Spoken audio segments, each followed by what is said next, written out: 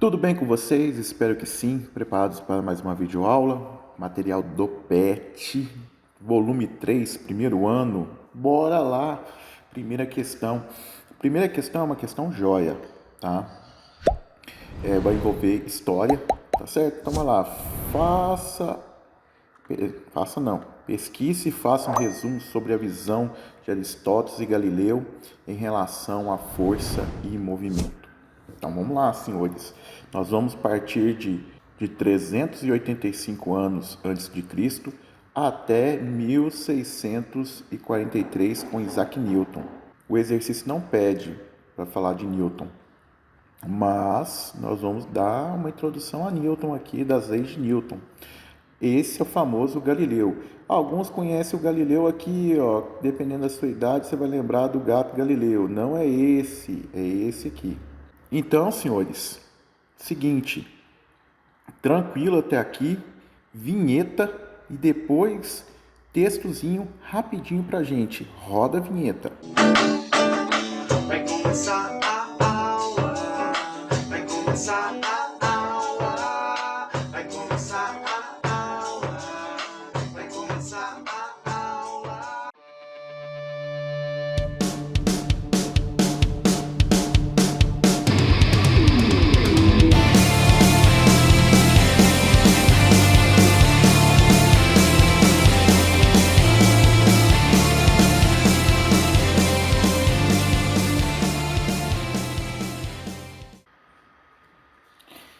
Falei para os senhores que ia ser rápido, né? Então, beleza. O que vocês podem fazer? Dar um print na tela, né? Toda vez que você quiser. Pausar, copiar, fique à vontade, tá bom?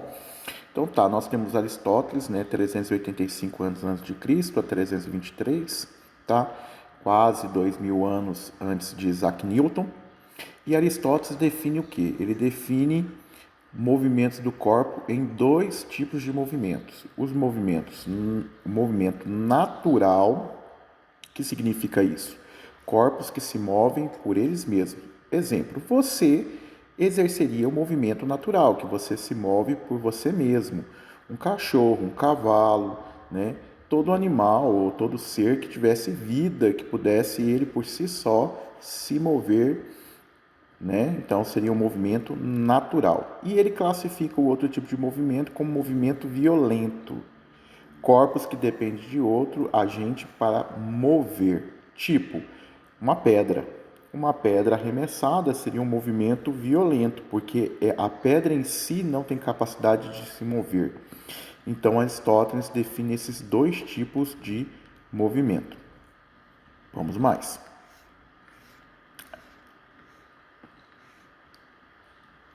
Aqui, senhores, nós temos um trecho, tá, de autoria de Aristóteles, está entre aspas aqui, ó, esqueci até de fechar aspas aqui embaixo.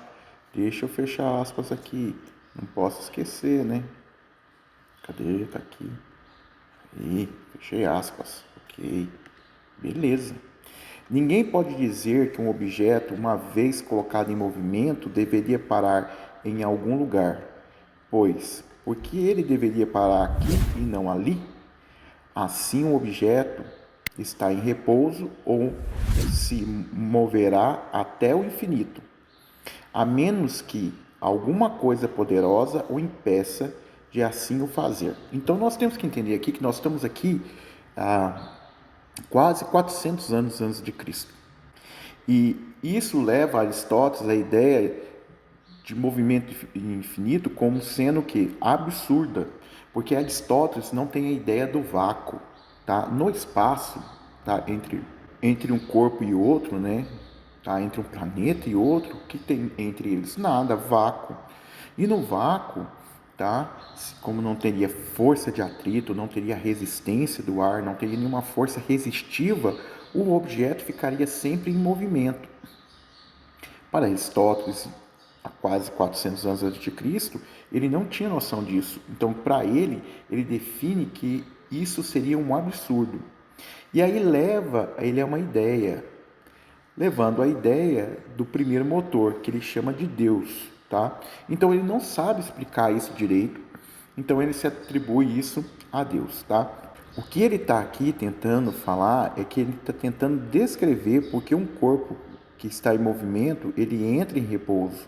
Então, por isso que ele pergunta, como que alguém poderia definir aonde que ele vai cair? Se seria aqui ou ali, né? Então, ele tem essas dificuldades aí ainda, tá ok? Qual é o problema dele, de Aristóteles? Nós temos um problema. Imagina que você lança uma flecha. Tá? Quem está causando o movimento da flecha? A cordinha que você esticou, ela vai empurrar a flecha, ok? Então, beleza. Então, estamos aí. Mas depois que você lançou, ela continua ainda em movimento. E depois ela iria parar. Então a pergunta que se fazia é como que uma flecha seria capaz de continuar em movimento. Aristóteles tenta responder esse problema afirmando que o ar empurra a flecha. E aí nós teríamos uma contradição no pensamento de Aristóteles. Qual seria a contradição? O ar causa o movimento, tá? Na cabeça dele, tá, gente? Então, depois que você lançou a flecha, ela continua em movimento, porque quem está fazendo ela continuar em movimento seria o quê? O ar. Mas você sabe que o ar, ele é responsável pela uma força resistiva, né? É responsável pela resistência do movimento. Por que a flecha para? Porque o ar vai criar uma resistência, tá? Chamada resistência do ar, que vai diminuir a velocidade da flecha até que ela o quê? Até que ela pare. Então aqui nós temos uma contradição no pensamento de Aristóteles. Chegamos agora, tá? E isso, gente, perdurou por muito tempo. Nós vamos agora para Galileu Galilei. Galileu Galilei, agora nós estamos aqui em 1564 a 1642, esse que é o ano de sua morte. Galileu trata agora de uma maneira diferente, mas você precisa entender que nós tivemos Kepler, nós tivemos outros pensadores que também analisaram o movimento, mas Galileu começa a dar uma ideia mais sólida para isso. Ele trata de maneira diferente. Galileu trata o movimento ou repouso como sendo um estado de um corpo. O estado de movimento perseverar e não precisa de um agente para isso. O que Galileu está dizendo? Na cabeça de Aristóteles, uma flecha voando, ela continuava em movimento porque ela precisava de um agente, alguém que continuasse empurrando ela. E Galileu afirma que não, tá?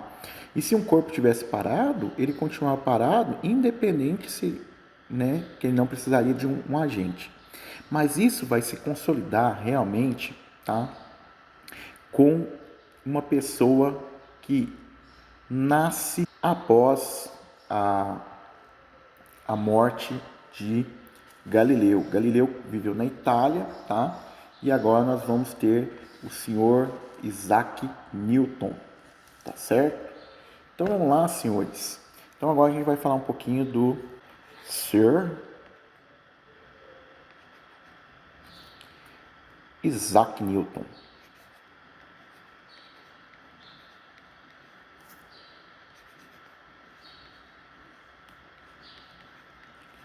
Um pouquinho sublinhadinho, bonitinho, né? Sir Isaac Newton, tá? Então ele vai de 1643, o ano da sua morte, 1727, tá? Agora, qual que é a vantagem de Newton? Agora Newton consegue fechar a ideia de Galilei. Então aqui, ó, Newton, ele atribuiu sentido físico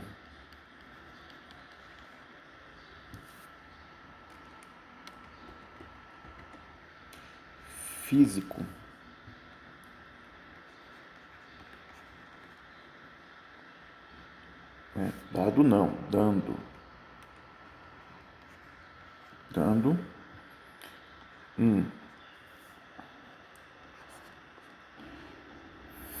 fechamento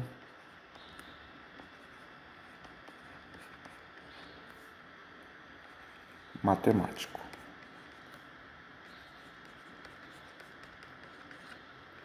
O que eu quero dizer é que Isaac Newton agora ele consegue consolidar toda essa ideia, tá? Lógico que Isaac Newton não pensa nisso sozinho. Isaac Newton bebeu da fonte de Aristóteles, Kepler, Copérnico, Galileu Galilei. Ele bebe de todos esses cientistas, ele toma posse do conhecimento dele e aí ele consegue consolidar e fechar tudo isso, o que nós estamos aqui discutindo. Tanto é que no seu livro Princípio ele escreve uma frase muito joia. Qual é a frase? Ele fala o seguinte: se eu enxerguei mais longe é porque eu estava apoiado em ombros de gigantes. Quem são esses gigantes? Galileu Galilei, Copérnico, né? Aristóteles tem seu valor sim, porque ele é o primeiro, talvez não é o primeiro a pensar em seu corpo em movimento ou em repouso, mas ele é o primeiro a registrar esses pensamentos. Então ele consegue evoluir o pensamento porque houve uma base. Então por isso que ele fala, se eu enxerguei mais longe é porque eu estava apoiado em ombro de gigantes. E esses gigantes eram os seus antecessores, os seus irmãos de ciências que pensaram e gastaram muito tempo analisando isso. E para isso, senhores, nós vamos começar agora a discutir a primeira e a segunda e a terceira lei de Newton, tá? Não é do exercício, mas você precisará, tá bom? Então aqui vou pegar mais uma página para mim. E aí que nós temos o seguinte: normalmente nós pensamos dentro da cachola, tá? Nós pensamos primeira, segunda, terceira lei de Newton. As leis de Newton são 3, primeira, segunda e terceira.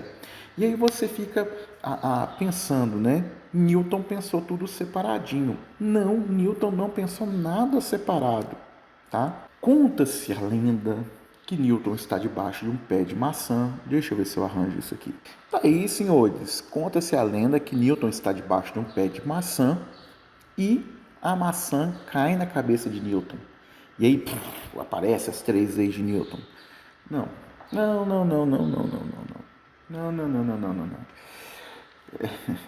Como se fosse mágica, né? O que, para mim, o que aconteceu é que Newton, tá? A maçã cai na cabeça de Newton e ele fez a grande pergunta: por que a maçã cai? E aí ele tenta responder essa pergunta. Na verdade, a primeira, segunda e terceira lei de Newton elas estão num pacote só. Nós vamos dividir ela para ficar de fácil compreensão para você. Então, nós vamos lá, né, senhores? Primeira lei de Newton, ou lei da inércia, tá? Primeira lei de Newton ou lei da inércia. Então, lá, primeira lei de Newton, o princípio da inércia. Quando isso acontece? Isso vai acontecer quando um corpo estiver em equilíbrio.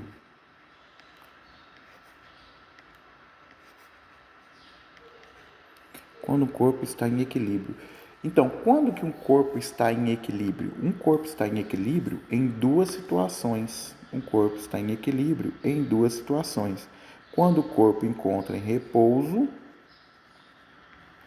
ou quando um corpo se encontra em movimento retilíneo e uniforme.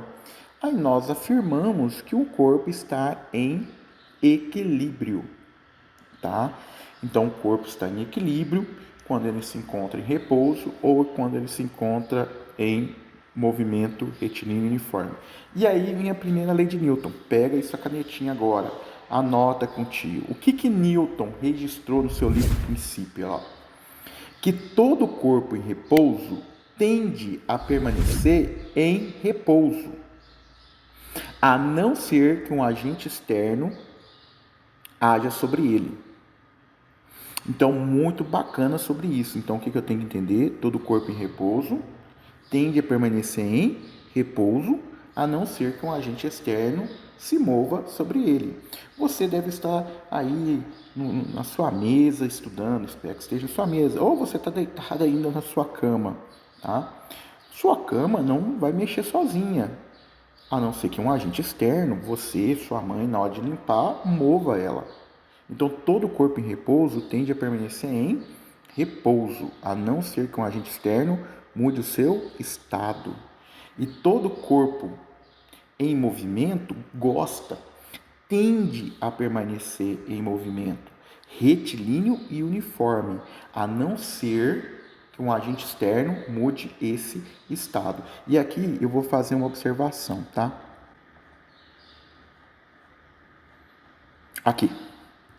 Aqui, senhores, aqui. Olha aqui como que ele define no seu PET a primeira lei de Newton. Na ausência de força ou de força resultante nula, um corpo em repouso continua em repouso, e um corpo em movimento moverá-se em linha reta com velocidade constante. Qual é o problema? Ele não acabou. Isso é verdade, a não ser que um agente externo mude o seu estado. Então, isso é muito importante você entender, tá ok? Então, senhores,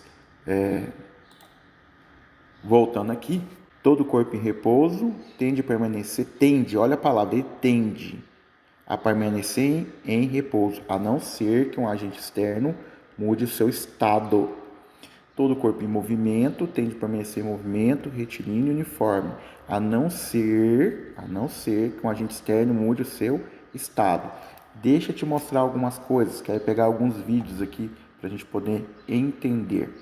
Então lá, senhores, nós temos o camaradinha lá. Aqui eles prepararam tudo, câmera, tudo. Vou aumentar a tela aqui para ficar mais fácil para a gente ver, tá? Eles estão marcando com tinta, porque na hora que tocar em alguma coisa vai ficar a tinta para poder ver onde tocou a cabeça do passageiro, tá? Então nós estamos aí num carro de teste, para a gente poder entender a primeira e a segunda lei de Newton. Pancada feia. Aqui, senhores, olha lá. Pois bem. Vou voltar aqui um cadiquinho. Aqui. O que nós precisamos entender aqui, senhores? Que todo corpo em movimento tende a permanecer em movimento, retilíneo e uniforme. Todo corpo em movimento tende a permanecer em movimento, retilíneo e uniforme. O que acontece? Um carro a 100 km por hora, ele bate, o carro para, mas o motorista também que está aqui dentro do carro, ele está a 100 km por hora. E ele vai continuar em movimento, a não ser que um agente externo mude o seu estado. Quem são os agentes externos? O cinto de segurança é um agente externo? É. Para que o cinto de segurança existe? É por causa da primeira lei de Newton. Por causa da primeira lei de Newton. Por quê? Todo corpo em movimento tende a permanecer em movimento retilíneo e uniforme. Um carro a 100 km por hora, o motorista vai tender a continuar a 100 km por hora. Quem vai impedir esse movimento? O cinto de segurança. O cinto de segurança vai impedir. Gente, o cinto de segurança machuca? Machuca. Você imagina alguém pegar um taco de beisebol e te bater com uma velocidade de 100 km por hora no peito. Menino, deve doer demais. Então, o que você precisa entender? O cinto de segurança machuca. Mas aqui, na sua caixa torácica, no meio do seu peito tem um osso chamado externo. Você tem as costelas aqui, tá? Vou tentar desenhar. Nossa, eu não sou bom desenhista não, tá bom? Mas aqui, ó, você tem as costelas, tá certo? Ó, as costelas aqui. Você vai ter aqui no meio, né? O coração. Você vai ter aqui pulmão, certo? E quem vai estar protegendo isso tudo? Quem vai estar protegendo? As costelas aqui, né?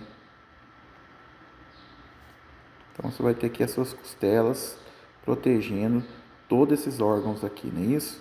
Você vai ter as costelas pro lado de lá do motorista e aqui você vai ter um osso bem grosso chamado externo, tá? Para proteger o tórax. Pessoal, se o pulmão furar, você tem um outro ainda. Mas se os dois furar e ainda tiver tempo de socorrer, nós teríamos como te manter num pulmão artificial. Se um baço estourar, você perderia o baço, mas a sua medula ia produzir mais e compensar a falta do baço. Se um rim estourar, você teria o outro rim para suprir necessidade. Se os dois estourar, você iria colocar numa máquina e aguardar transplante. Tudo que está aqui, senhores, tudo que está aqui, né? Se tiver um socorro adequado e a tempo, a gente pode consertar. O problema é aqui, ó, é a cabeça, tá? Nota bem que se você trava o peito, o pescoço aqui ele é móvel, ele continuará em movimento retilíneo e uniforme. Movimento retilíneo uniforme, certo? E aí a cabeça ia colidir. No caso aqui tem um airbag, ela ia colidir com o airbag, machuca demais da conta, filho, machuca. Machuca o narizinho, tá? Mas não vai danificar quem? O cérebro. Caso contrário, na outra imagem que não tinha airbag, né? O banco aqui, tá? Dependendo da colisão, o banco se moveu, tá? Ou o painel do carro veio para dentro do motorista, né? E a cabeça do camarada você nem tá mais vendo, porque a cabeça dele ele socou entre o volante e o painel. Se danificar a cabeça, já era, não tem como, às vezes não tem como consertar isso, tá certo? Guarda essa imagem, o braço, certo? E o encosto aqui, daqui a pouco a gente fala do braço e do encosto, por causa da terceira lei de Newton, que a gente não falou ainda. Para que usa o cinto de segurança? A primeira lei de Newton, todo o corpo em movimento tem de permanecer em movimento retilíneo e uniforme, a não ser que um agente externo impeça. Quem está impedindo o movimento aqui? O cinto de segurança. E para proteger a cabeça aqui, né, desse movimento que a gente chama de efeito chicote, que o pescoço vai para frente e para trás, né? Quando ele está indo para frente, nós temos quem? O airbag, tá certo? Belezinha, senhores? Então, nós continuamos aqui. Física também é cultura. Vamos ver o Michael Jackson desafiando a gravidade. Daqui a pouco eu te conto o segredo. Aqui, senhores, ó. Opa, vamos lá, vou voltar de novo. Aqui. Aham. Aqui tem um truque. Isso que não é verdade não, tá? O que acontece? Fala de equilíbrio, né? A gente está dando o centro de massa aqui do homem, basicamente, está onde? Está no umbigo dele, ok? Então aí a força-peso, eu vou escolher outra cor porque o preto não ficou bom, né? Nem sempre o preto é o melhor caminho. Aqui um amarelo eu acho que vai ficar top. Tá aqui, o centro de gravidade está no umbigo. E agora aqui, ó, o centro de gravidade, né, tá fora da base. Quem é a base? São os pés dele, certo? Agora, por que ele não cai? Aí tem um segredo. Não sei se dá para ver, o sapato deles é igual uma sapatilha de ciclista, tá? A sapatilha de ciclista, ela tem um taquinho de ferro e aqui havia um parafuso, tá? Havia um parafuso, ele vem com o sapato e encaixa nesse parafuso, ele prende. Você nota aqui que você vai ver que até o calcanhar dele aqui, ó, o calcanharzinho dele aqui, ó, tá saindo um pouquinho do chão, ó, tá vendo, ó? O calcanhar saindo um pouco do chão. Deixa eu ver se esse aqui que o Marco tá mais perto, dá pra você ver. Dá pra ver assim, ó. O calcanhar está um pouquinho solto. Lógico que ele tá preso aqui na ponta, certo? Por isso que ele não cai. Lógico que tem que ter uma força abdominal enorme, tá? E tem que ter um core bem preparado. Mas se ele não tivesse esse parafuso no chão e esse sapato que encaixa no parafuso, ele não ficaria, tá? Então isso aí é um truquezinho, tá? Do Michael Jackson. Você não vai levar isso aí em conta, tá? Porque isso aí é truque, ok? Você é um garoto esperto, não é uma pessoa que vai se iludir. Você é um cara que está estudando ciências, entendeu? Então tem centro de massa, mas o que é importante para a lei de Newton? Todo corpo em repouso tem de permanecer em repouso. Todo corpo em movimento tem de permanecer em movimento, retilíneo e uniforme. Se caso aconteça um acidente, tá? Com um carro a 150 km por hora, o carro para, mas eu continuo em movimento. Com que velocidade? 150 km por hora. Beleza? A não ser que um agente externo mude esse estado. Quem vai ser o agente externo? O volante, o para-brisa, o painel do carro, tá certo? Por isso que é muito importante, o Código de Trânsito no Brasil proíbe crianças menores de 10 anos que andem no banco da frente. Por quê? Porque como eles são pequenininhos, a cabeça deles vão direto no painel, tá certo? Depois eu vou falar uma outra coisa também. Posso até falar agora. Criança menor de 10 anos tem que andar na cadeirinha. Por que tem que andar na cadeirinha? Observação. Por que tem que andar na cadeirinha? A criança está aqui. Amarelo, vocês não enxergam, né? O pessoal reclama do amarelo. O pessoal fala demais desse amarelo. Vou pôr um verde aqui, né? Uma criança verde. É o filho do Hulk, tá?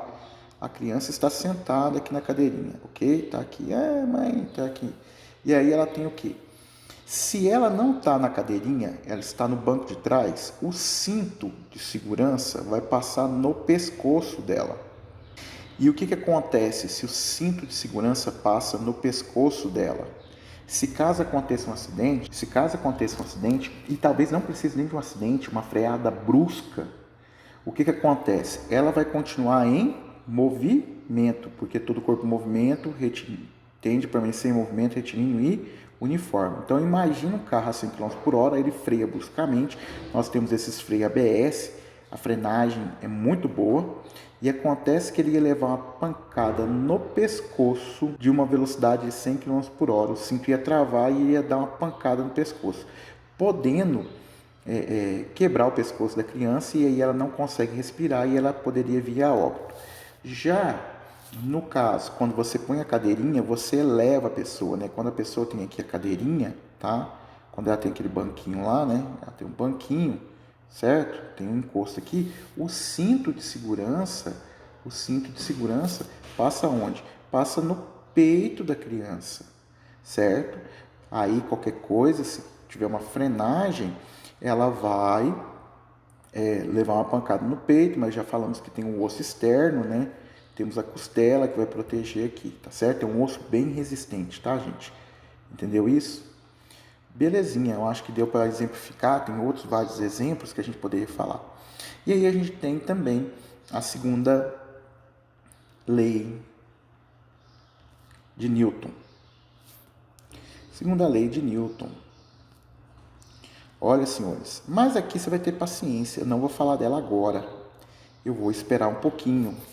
Porque lembra que eu te falei que Newton, na verdade, ele não pensa em primeira, segunda, terceira lei.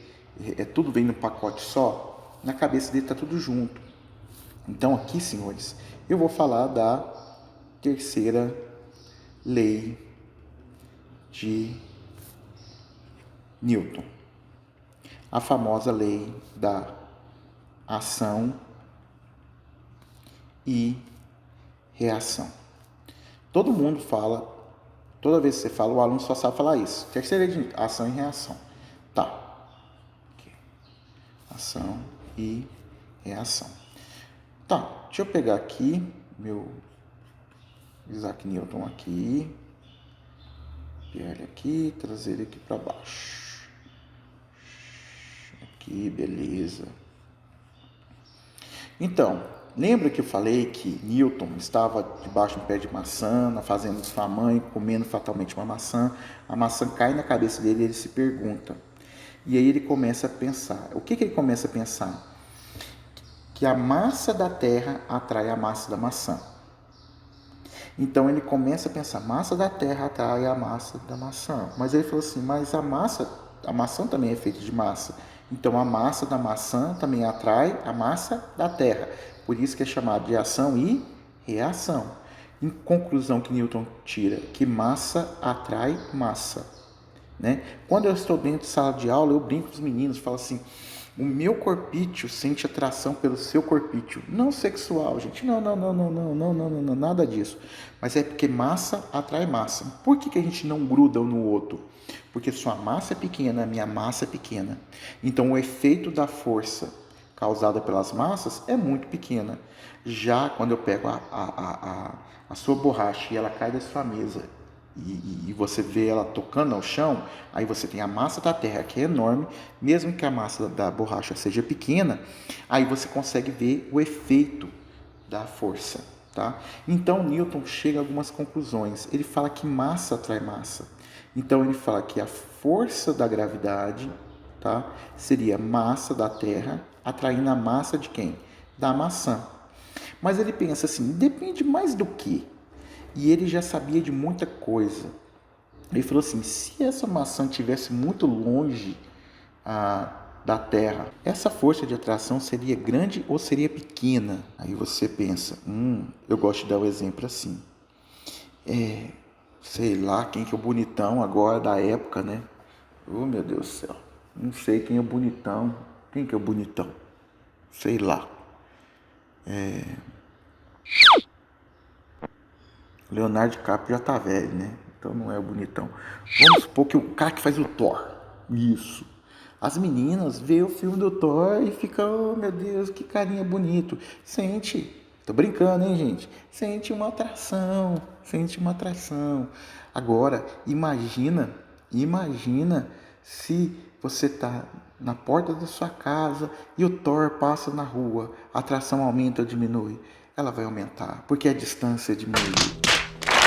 Nossa, que é sempre mais besta. Mas é assim que a natureza funciona, tá? Então Newton sabia que, na época, que a luz era inversamente proporcional ao quadrado de distância. O que isso significa? Quando você tem uma lâmpada e quanto mais longe você estiver da lâmpada, menos luz tem. E ela diminui ao quadrado. O som é a mesma coisa. Eu falo, você me escuta, mas as pessoas que estão mais longe, a intensidade do som, que você chama, entre aspas, volume, diminui. E diminui ao quadrado. Então ele sabia que na natureza, aquilo que dependia da distância diminuía, conforme a distância, diminuía ao quadrado. Então ele deu aqui um bicudão, que também dependeria da distância inversamente proporcional ao quadrado, certo?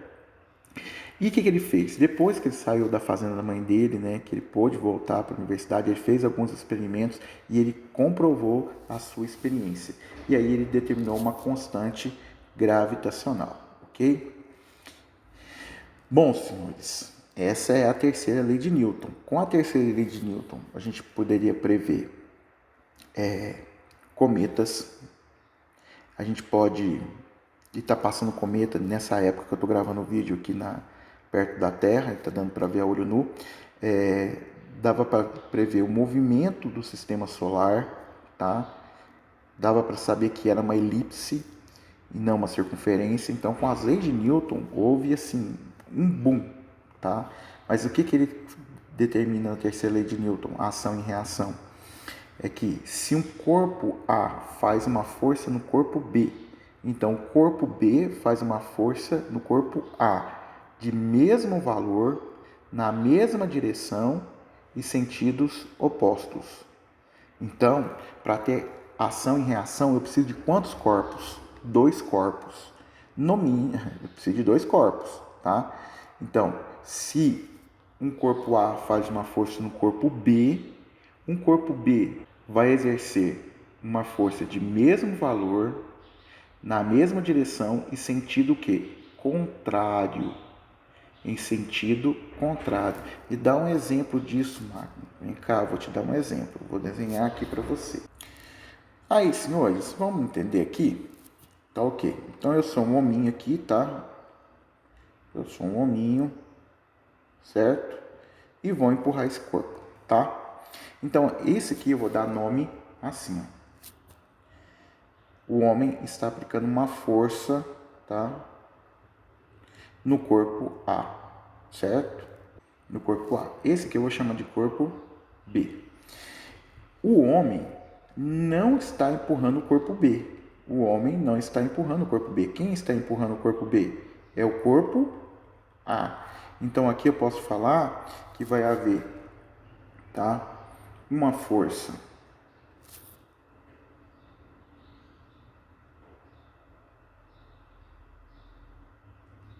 olha o nome que eu vou dar a ela. Força que A faz em B. Mas, se o corpo A faz uma força no corpo B, o corpo B vai fazer uma força no corpo A, de mesmo valor, só que na direção oposta. Então, aqui é a força que B faz em A. Ok, senhores? Então, isso aqui é um par de ação e reação. Mesmo valor, mesma direção, que é horizontal, só que em sentido o quê? Contrário. Isso que é ação e reação. Toda vez que eu falo de ação e reação, eu tenho dois corpos, um fazendo força no outro, de mesmo valor, na mesma direção, no sentido contrário, ok? Agora, com base nisso, tá? E essa parte aqui, ó, isso daqui, vou bem fininho aqui, em verde, isso daqui é o que você chama de, que a gente chamou lá, de aceleração da gravidade. Calculando isso aqui vai dar 9,8, tá? E então, a segunda lei de Newton pode ser escrita da seguinte maneira: força, aqui, ó. Força resultante pode ser escrito como massa vezes a aceleração. É um vetor, tá, gente? Vetor. Força resultante é massa vezes a aceleração. No caso aqui da gravidade, isso daqui, ó, seria o cálculo da aceleração da gravidade. Pegaria a massa da Terra, o raio da Terra elevado ao quadrado, ia dividir vezes a constante gravitacional. Aí onde você teria que força seria massa vezes aceleração. Isso daqui aparece escrito dessa forma a primeira vez num livro chamado Cartas a uma Princesa, aonde alunos de Newton, um aluno de Newton escreve para uma nobre francesa, tá? Que está tendo aulas de física através de carta. Ele escreve carta, manda para ela, depois pegou essas cartas todas, fez em consolidado, escreveu um livro de física chamado Carta a uma Princesa. Agora a gente pode voltar lá para a primeira lei de Newton e dar um fechamento nela. Por quê? Porque aqui, senhores, ó, aqui, a aceleração do objeto vale zero. É um vetor nulo. A primeira lei de Newton juntando com a segunda lei de Newton, ok? Então, qual é a conclusão que eu tenho? Certo? A conclusão que eu tenho é que se a segunda lei de Newton fala que força é massa vezes a aceleração, se a segunda lei de Newton fala que força é massa vezes aceleração e a aceleração vale zero, qual é a conclusão que eu tenho? Que minha força resultante, quando um corpo está em equilíbrio, ela vai valer quanto? 0 newtons. Ela vai valer 0 newtons. Então, isso significa que para um corpo estar em repouso, se você somar todas as forças, ela vai dar quanto? Vai dar 0, tá? Se você pegar um corpo em movimento retilíneo e uniforme, tá ok? Um corpo em movimento retilíneo e uniforme. Se você somar todas as forças, vai dar quanto? Vai dar 0. Então, quer dizer que um corpo no espaço, no vácuo, tá? Uma vez que ele entrou em movimento, ele vai continuar em movimento, porque o resultado das forças agindo sobre ele é 0. Diferente na Terra, porque quando você chuta uma bola de futebol na Terra, ela tem um chão, que é um agente externo, que vai provocar uma força de atrito. Uma força de atrito. E se tem essa força de atrito, agente externo vai frear o objeto, vai ser uma força resistiva, levando o objeto a entrar no estado de repouso. Tá? Aí você me pergunta, Magno, mas o que vem a ser essa questão de inércia? Tá? Se um corpo em repouso tende a ficar em repouso, um corpo em movimento retilíneo uniforme um corpo em movimento tende a ficar em movimento retilíneo uniforme, o que vem a ser inércia? Vem a dificuldade de mudar esse estado, tá ok? Como assim? E Newton esclarece isso, porque vai depender de quem? Da massa, certo? Imagina você tem lá uma formiguinha, tá? Você tem uma formiguinha, as anteninhas, as perninhas da formiguinha, e você tem um elefantão. Nossa, Marcos, você desenha demais. O que é isso? O elefante as orelhinhas do elefante, o zoinho do elefante, né? E o rabinho do elefante. Menino do céu, você desenha demais. O que acontece? Todos os dois estão parados. Se você tiver que tirar eles do estado de repouso, quem terá maior inércia? A formiga ou o elefante? O elefante, porque a massa dele é o quê? Maior. Se você também, eles estiverem em movimento, eu tenho 4 pernas, né, Mário? Tem mais uma perninha aqui. Se eles estiverem em movimento, qual seria mais difícil de tirar ele do estado de movimento? A formiga ou o elefante? Seria quem? O elefante, porque ele tem uma massa maior, certo? E aí vem um detalhe. Qual é o detalhe? Quando você está viajando de carro e você está numa descida, certo? E tem um caminhão atrás de você, você tem que pensar que a massa dele é maior que a massa do seu carrinho. Então você vai lá na frente do caminhão e freia. O seu corpo dissipa energia rapidamente. Mas como a massa do caminhão é maior, ele não consegue dissipar a energia do mesmo modo. A inércia dele é maior. Ele tende a continuar em movimento retilíneo uniforme. E às vezes isso acontece de você frear, o caminhão pisa no freio, mas se ele pisar no freio não é significado de parar. Como a massa dele é maior, ele precisa de uma distância maior para dissipar essa energia e o que? Parar. Por isso que quando você acontece acidente na linha de trem, o maquinista vê alguém na linha de trem, mas ele apita, ele aciona os freios, mas ele não para, porque a inércia dele é enorme. Foi bem rápido e a gente vai entrando mais em detalhes nos exercícios, mas é que você precisava saber. Primeira lei de Newton. Todo corpo em repouso tende a permanecer em repouso, todo corpo em movimento tende a permanecer em movimento retilíneo uniforme, né? E isso é quando o corpo está em equilíbrio, equilíbrio estático, equilíbrio cinético. Conclusão, a aceleração vale quanto? Zero nesses dois estados, a força resultante vale quanto? Zero. Segunda lei de Newton, força resultante é massa vezes aceleração. Terceira lei de Newton, é a lei da ação e da reação. O que significa a terceira lei de Newton? Se um corpo A faz uma força no corpo B, o corpo B faz uma força no corpo A de mesmo valor, na mesma direção, só que no sentido o quê? Contrário, tá? Observação.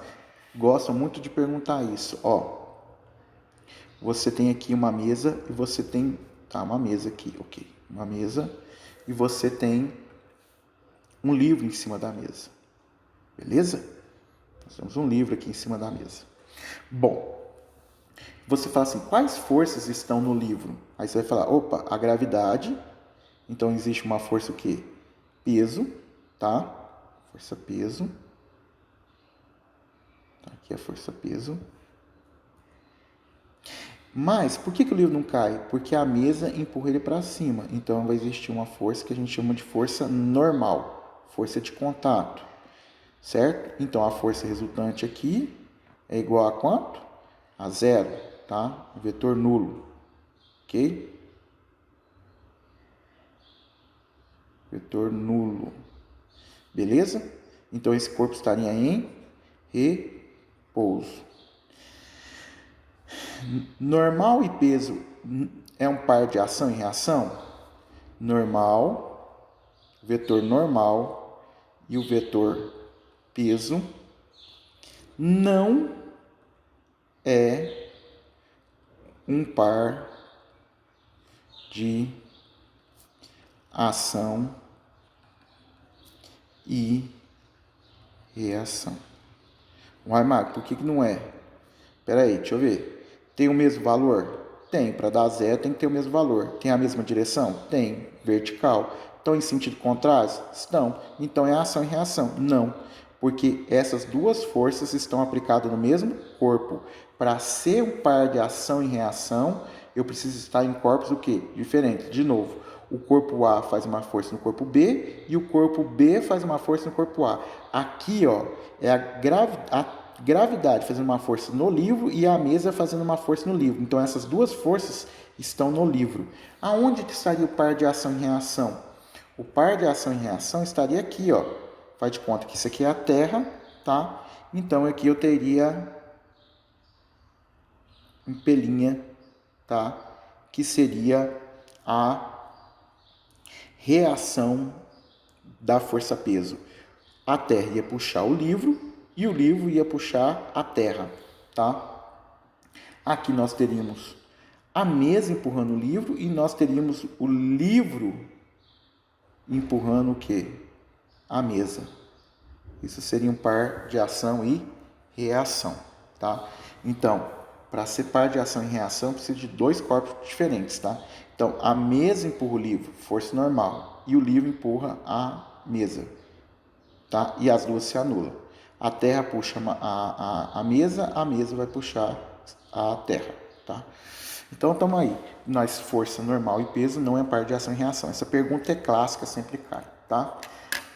Ficou a perguntinha: por que a maçã cai na terra e não a terra cai na maçã? Depois eu respondo isso. Fica ligado nas próximas aulas. Fui, fica com Deus.